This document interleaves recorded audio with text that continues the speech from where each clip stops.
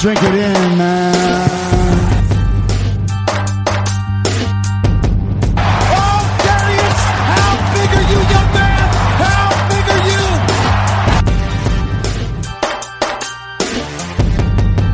Drink it in, man. Detroit Koolaid, what's going on, everybody? It's your boy Okri. Got Grifka here. Grifka, how are you, buddy? Doing good. How are you doing today?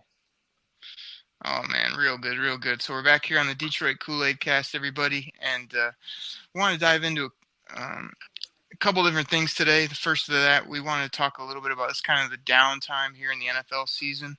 Not much going on till the end of July, but we know come here in early July, you start hearing maybe veterans, different players either getting cut due to their cap number, maybe moving around a little bit, kind of unexpectedly. So, Grifka, just curious, the Lions haven't been one to make kind of splashes when it comes to veterans or kind of late in the game, and the NFL is a hard game to add somebody and just have them, pick up your playbook and come in and make plays when you're talking about pickups in July and August and stuff like that.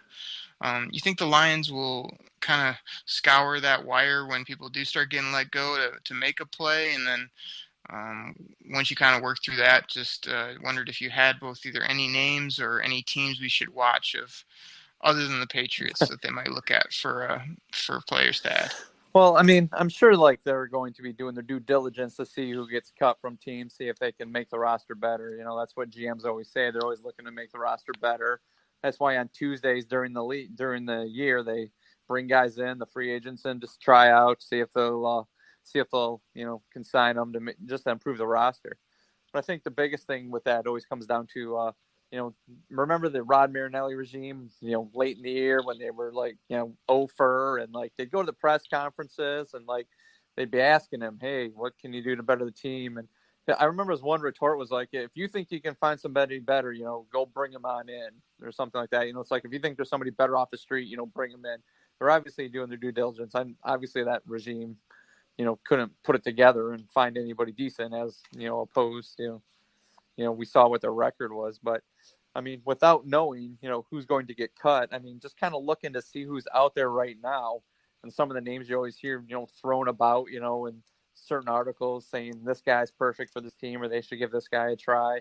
I mean, we've had this discussion. I still think, based on where this roster's sitting at, I still think they need a little help off the edge. I mean, worried about Ziggy being healthy all year. Is Kerry Hyder going to be able to come back? Is Kerry Hyder even going to be able to produce, even at his level before his injury? I mean, Anthony Zettel, guy's got a high motor, but, is he a guy that can actually continue to put pressure on the guys? I mean, with those guys out there, I mean, not knowing what type of defensive scheme they're going to run. I mean, are they going to run a 4-3? Are they looking to run a 3-4? It's hard to tell. I know they're planning on using Kennard, with this, it sounds like he's going to be the guy coming off the edge. But, I mean, just a few guys that are out there. I don't know and I know the Patriots are one of those teams that are always we're going to look to get rid of a guy early as opposed to too late. But even there's a couple free agents out there that I'm thinking it's just they might be a little long in the tooth. If they bring them in as situational guys, even to kind of help, teach, the Zettels, the Kerry Hyders, kind of like what Detroit did last year with Dwight Freeney. We heard he did a few good things, with Ziggy when he came back, teaching him his famous move and stuff like that. Guys out there right now, just looking, a guy I kind of point to who's had some success in the past, but recently, last couple of years had a little injury problem, maybe with his lower back is someone like Charles Johnson, out of Carolina. He's 31 years old. It's like I said, a little long in the tooth in the last couple of years. He hasn't, come close to playing a full season, but if we can maybe, use him as a situational type guy, third down, second and long guy, going to come in, he's going to put his hand in the dirt. He's going to be the guy to rush the passer, put pressure on him. The guy has had some success in Carolina doing this. So somebody like that, I wouldn't mind them bringing in, at least even in training camp. We know veterans hate training camp, so it might be one of those things where they sign the guy, the second to last week before training camp just to, see what he can do. Another guy out there kind of like that I'm looking at, not quite at the DN, but outside linebacker is going to be, Connor Barwin. Played with the Rams last year. Rams had a pretty stout defense. Once again, Connor Barwin, he's another 31-year-old guy. He played for did really well in Philadelphia when he was there. He's one of those guys, kind of high motor. Another one of those guys. If like one of the new outside linebackers, Christian Jones doesn't pick up quite where they want, maybe he could come in and be the situational outside linebacker. Put the hand in the dirt, come off the edge. Once again, he's a little long in the tooth, so maybe I'm just kind of looking, for that guy just coming to be situational. Maybe 15 snaps a game. Those are the type of guys I'm looking at for like outside linebackers. Another one, this guy's not much older, but he's older. Like Elvis Dumervil, same thing. He had a good career. I don't know if he's retiring, but he's last year with San Francisco, did okay for him. He's 34 though. He might be the guy. He might just pass simply because of his age. You're not quite for sure what he would have left. But those are the type of guys maybe I'm looking for him to bring in. There's nobody young out there that's going to be like, ooh, when we're going to worry about this guy. There's nobody like that. So at that point, you might have to like wait for the waiver wire to see who gets cut. But I'm thinking guys like that to help just come off the edge, teach those young guys, Ziggy, Anthony Zettel, Kerry Hyder, teach those guys, how to, come off the edge, put the hand in in the dirt and go get the quarterback. Those would be the guys I'd be kind of interested in. Once again, I know they're a little older, but still, I mean, I think they could definitely help out. What you thinking, Derek? Nice. Well, Griff, I mean, you hit on a lot of great stuff there and brought up some interesting names. One thing I'm curious about, the NFL is just crazy how, you're good 1 year and like 2 years later you can be almost basically out of the league. You hit that threshold both of age or like you brought up Charles Johnson's name. I mean, I want to say like 2-3 years ago he was in the franchise discussion or was getting a big deal, and now he's cut loose and nobody wants him. So, it's kind of interesting how all that happens, but the NFL is just crazy where when you drop off the map, you drop off the map. So that's why we're always on the Koolaid Cast and just in general, we're always kind of conscious of those ages, trying to look at player ages and keep our roster young. I was talking with the Big Hughes on one of our last podcasts, and we looked at the Lions roster, and the old man on the roster is GQ back there at 32 years old. And then you've got a couple other guys in their early 30s, and everybody else is young guns. So I think that sets up well for us. I want to give a little credit here to Lions Wire. We've got Jeff Risden over there and Eric Schlitt. Those guys do a great job with Lions info, and I know they put out 5 lines that could help you and then 5 lines that you want to stay away from. And I know Charles Johnson was on there, stay away from, and Connor Barwin was on there, you might want to consider him type of thing. So I read up a little bit on Connor Barwin. I mean, he was interesting to me. I didn't know he was only 31 years old. He seemed like he's been around for quite a bit. I read that he's a Detroit native. He's more of a scheme fit for Patricia than maybe what we used to do from what I could tell. But it didn't wow me. It was just kind of like maybe if he'd come in for a really low deal and be a good locker room guy, add some depth there and maybe make a few plays, I'd consider it. As you were talking, I kind of just pulled up the defensive ends here because I do agree with you that that's a position that needs a few more bodies or needs an explosive player. But as you said, there's not going to be any young, explosive guys just sitting out there on the scrap heap. But one name that kind of caught my eye, I was just kind of looking up to see some of his measurables or where he's at. Just 28 years old, been in the league 6 years, played over in Denver. Jared Crick, to me, he's not the prototypical old Lions DN, but to me, he looks, and from what I know about him, seems to be maybe that 3-4 end defensive tackle type of guy, can move inside and outside. Seems to be out there on the free agent market, never really made a bunch of money. Almost like a Zettel, guy that could compete with Zettel, maybe has some of those same skill sets. So that name caught me just because I remember he had some pretty high draft capital when he came out. And, the age as well as just thinking scheme fit a little bit. Charles Johnson, I don't know. I'm going to skew away from him just because I feel like he got booted out of Carolina more so because of character and just some work work ethic type issues more so than anything else. And I just don't know. I feel like he's more of a 4-3 end where, like you said, just hand in the dirt, rush the quarterback, and I feel like you got to be a little more versatile in the scheme. So I know I kind of threw a lot at you there, but Barwin I'm a little bit in on, Johnson not so much, and then just putting Crick on the board is maybe a guy to look at. Don't really see any other ends or anybody else here that's interesting in my book, but like I said, those veterans always get cut, and that's always something to keep an eye on. But I'd be curious. I don't see the Lions jumping at somebody that gets cut loose, not only because of their cap situation, but that's just not how they do business. Even if a big name comes available, I don't know if they have the room, and yeah, they might kick the tires, but I just don't see them doing it.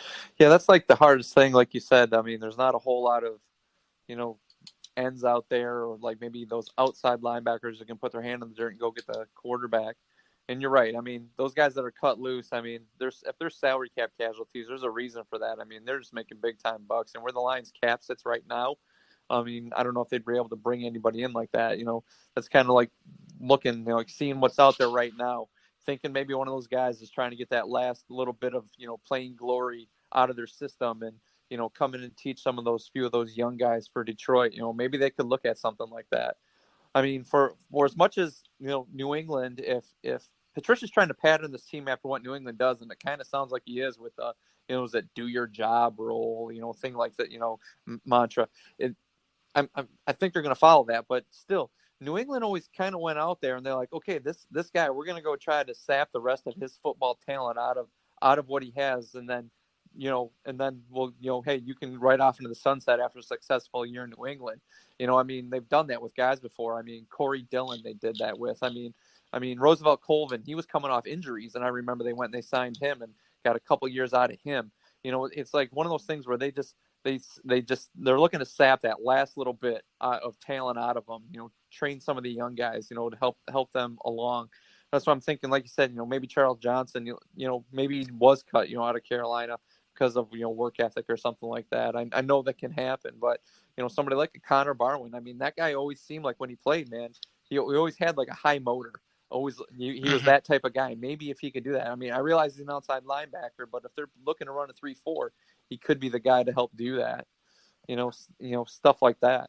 And we were chatting. You mentioned before the age, in the defensive backfield. I mean, I know they're really young in the defensive backfield. One guy who's still out there, Trey Boston, who played with the Chargers last year. I mean, that guy, he's still out there. It might be one of those things like, I can't imagine why teams are shying away from him. He had a pretty good year last year for the Chargers. It might be one of those things that just because, where he's at with his age, he's only 25. His agent might be looking for him to get a little larger contract. And like, I don't know every team's salary, cap, what they look like, but that's another one of those guys. But he plays the same position as, Glover Quinn, so are you going to bring this guy in for any money, any, substantial amount of cash, kind of to sit the field, or is he going to play like, or is he going to play the other safety, a position? I mean, I don't see him as a strong safety. He's more of a free safety. So I know I've read things like, should the Lions take a chance on him? I mean, yeah, but what are you going to do with him is my biggest thing right there. So I'd like it if they got him, but what are they going to put him on the field? Is he going to be a strong safety? No, he's more of a free safety. So yeah. I'd like him, but I don't know for his age, what he's looking for, and what position would he play. Why, would the Lions take a chance on him? Yeah, same thoughts I had when I saw that name. I thought, man, I love the age, love the potential of the player. It's just the wrong position. We looked at it previously how, safety and corners, we finally do have not only some depth, but some young players that we need to get some snaps for and need to let play. So that's a reason I bypassed him. Let's do some quick hits here, Grifka, and just some names, not even saying these are like Lions fits, but I'm kind of curious.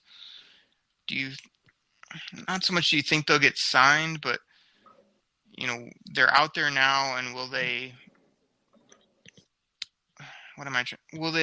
make plays this year? Will they even be an impact at all? Like, I'll just start off right at the top. Des Bryant. Somebody's going to take a chance on Des Bryant simply for, like, I mean, he's had a decent career. He seems a little bit of a malcontent though for some of the stuff that he's pulled in Dallas. We've all, as Lions fans, we've all seen the infamous, playoff game where the Lions got hosed out of that game, and after the flag call, Des Bryant runs on the field and he's standing at the numbers, yelling at the referee about the play. Well, your team's on defense. You don't belong out there. There should have been a penalty there. Once again, my conspiracy theory, if you played anybody, for anybody but the Cowboys, that's a flag because the offensive guy, he's out there, 1, without his helmet on. 2, he's yelling at the ref. 3, at the numbers. He wasn't 1 foot off the sideline.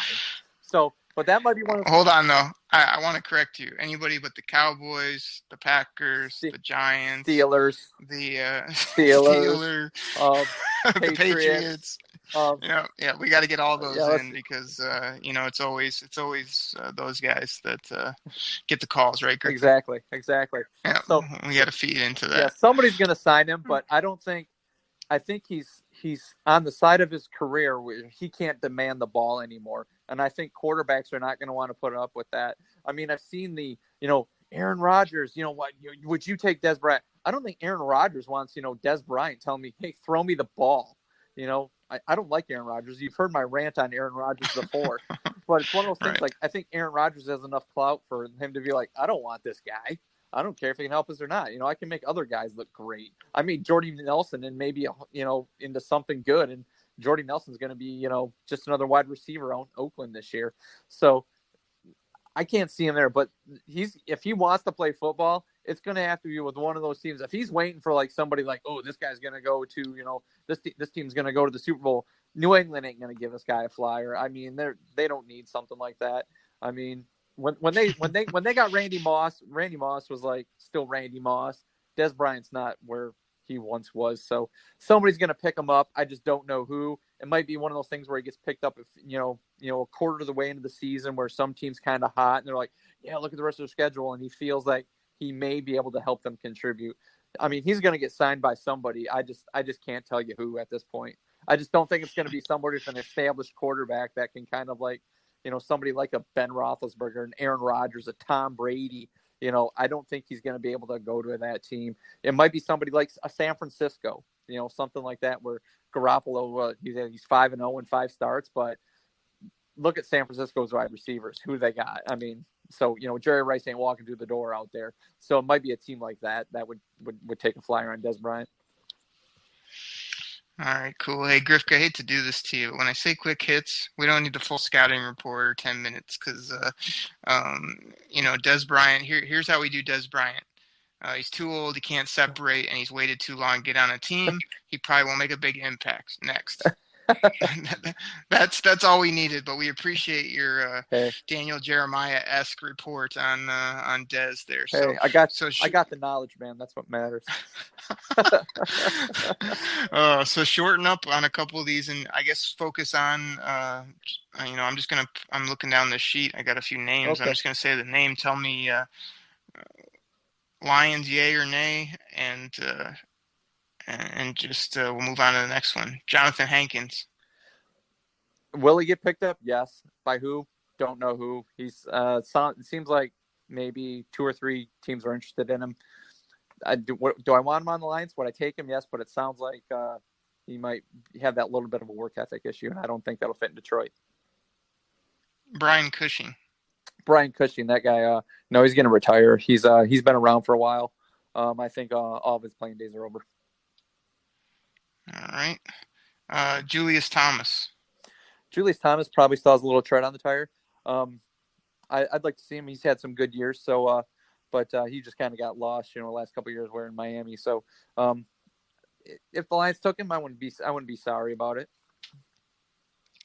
Brent Selleck. Nah, pass on Brent Selleck. He's one of those guys just been around a little bit. I know he's high motor guy, high energy guy, obviously, but no. Koamisi, outside linebacker, Miami. Oh yeah, no, I would pass on. Talking Lions, pass on him. I saw him before when I was thinking about it. No. Alan Branch, DT, Michigan. Not just because he's a Michigan guy. I think 1, he's worked with Patricia. 2, he'd be a nice guy to bring in to help those younger guys. I would like for the Lions to sign him. I think they brought him in, gave him a look, but there might be one of those things where some point in training camp, depending on how those young guys are looking, they might sign him to bring him in to, help in that rotation. I'd like that. I would like that signing. Here's a name that I've grown to like over the last couple of years. 32 years old, inside backer, Jarrell Freeman from Chicago. To be honest with you, I don't want Davis looking over his shoulder. So I don't want an inside linebacker like that. I want him to feel like he's got the keys, that he's going to be the man. You know how it is sometimes. Every once in a while, you bring one of those veteran guys, the young guy's looking over his shoulder, and they might not play as fast because they don't want to make mistakes. So I'd shy away from that. Okay, he's the man regardless. But if you look at the depth chart, I'd ask you to pick out our backup middle guy that can make all the calls and do everything. It's pretty thin. Tahir Whitehead will be. Oh wait, never mind. Forget that. Yeah, somebody else gonna deal with that. So we talked about Connor Barwin. I'm just gonna throw this name out there: Adrian Peterson. No, pass. No. Okay. Let me see who else is here that's interesting. Anthony Fasano, tight end. Nah, he's one of those guys. He was decent when he was around. I mean, but he's not one of those guys I'd give those guys that they have on the roster a shot now. Wilson, Roberts. I'd let those guys play before I went and signed him. Eric Decker. I read that the Lions might have some interest in him, but it's one of those things. I like the Lions wide receivers who they got. I even kind of like the young guys that don't, I'd like to see Jace Billingsley, play before him. I know Eric Decker's got pretty good hands, but he's another one. He's another guy. I think he's like 31, 32 years old, a little long in the tooth. I'd pass on him. Navarro Bowman. Oh, you just talked about you don't want backers. No. Over the top. You want Jamal Charles here, Grifka? No. Here, wait. Could he sign? Yes. Willie? No. Yes, we got it in. Yeah. Perfect. The old the Grifka-ism. Yeah. All right. Well, like you say, Sharif Floyd, DT. No, I'd rather have him sign like Alan Branch, maybe even a Ricky Jean Francois, simply because they played with Patricia before. That they'll probably know the scheme more so than bringing in him. All right, so that's most of the names. I guess like where I sit on it, we just wanted your quick take, which we appreciate. And from my end, I'm all about young players on good contracts, and that's hard to find. And then it seems like all the players that I would have interest in are at safety, corner, these positions I don't feel like we need. So I think where we need to think about plugging holes is I agree with you. I think, I was high on Mike Roberts. Kind of funny they picked him up. I would like to see him grow into a role. I wouldn't mind giving Luke Wilson a little more run just to see what he's got. I really can't tell you if he's going to be terrible or if he's going to be a pleasant surprise, let's say. I really don't know unless they get him out there and actually give him some chances.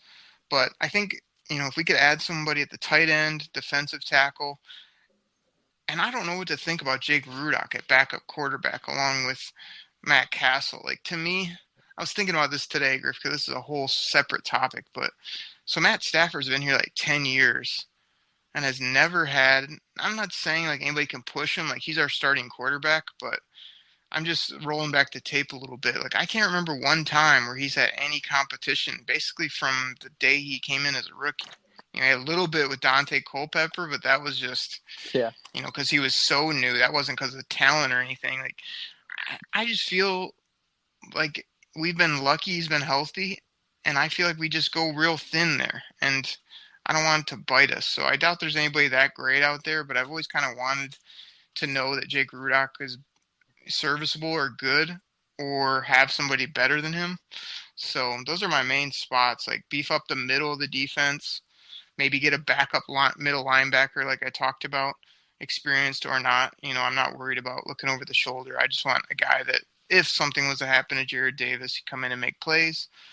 If a tight end got cut for whatever reason and we could add him and that could, make an impact offensively, I'd think about it. And so those are my main spots. I mean, nobody really jumps out to me on these sheets other than, I'm a little bit higher on Decker than you are. Alan Branch, not so much. And like I said, I guess the best case scenario, because of Connor Barwin's age, he's from here, and he could give us edge presence. That's probably where I'm at as a guy right now that I keep my eye on. So that's where I'm at with it. Well, like the old days, if they ever needed help at defensive tackle, they always went to the same guy. You know who I'm talking about. Flew. Oh man, he would just like go out the door and come right back in. Yeah. Like they had a revolving one at the Allen Park headquarters. He'd go out, and before he could leave, they'd sign him to another 10-day. He was the last cut, and then like the first injury, like a hangnail or like a head cold, they were bringing Flew back to play defensive tackle. Get Flew on the phone. Like, remember? and he'd be back here right away. He had no other options. Yeah. He would always just like wait by the phone probably all day, and it would ring. I'll be there. Are you need me there right now?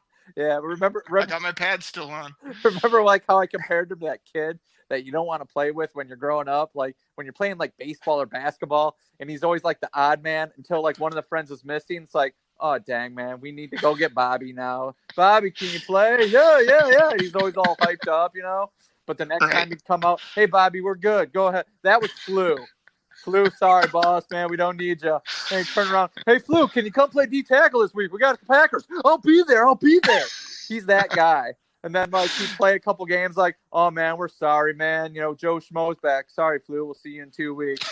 Something like that. Rod Marinelli's favorite player in football. Flew. Had him on speed dial. I don't even think Marinelli had a cell phone, so he had him on the old rotary, no doubt. Oh man. Well, here's the thing. Like, remember that used to happen all the time, and Matt Millen and Mayhew would be like, got these guys in here. They know our system. He's like, but they can't play. That's why you can keep signing them because nobody else wants them. Like, I hope we get away from that. Like, I like how Bob Quinn brings in 1 million people, but you don't see all the same retreads. I mean, sometimes you see practice squad guys sticking around, or you see people coming in and out, but I don't feel like we're seeing the same names. Right. We're getting different because we've looked at so many people and we have such a different eye on scouting now. So I think that will make a difference. But Grifka, to kind of sum it up, free agency, I don't expect anything to happen here soon, but as we get into mid to late July, I expect a few names to pop up that are going to be surprising. And, the Lions, probably about 10, 15 million. They obviously want to save some money for other things. But I hope they're in a position where if a name that can help them at one of these spots we've identified comes available, they kick the tires, they look at it, and, man, if they can help us, consider it. Because you don't want to break the bank for some of these older players, but you noted a few, and I kind of brought up a few that I bet you those guys could come in and help us, in the right situation at the right contract number. So I'm hoping that they look at that, and only time will tell. And, even in camp and as you get towards August, there's other cuts that always kind of make you raise your eyebrows. So, Bobby Quinn and the crew will be looking, and we'll be keeping tabs on it here too at the Koolaid Cast. Pack the bags, start the plane. This game is over. It is over! What a comeback by the Lions! Drink it in, man.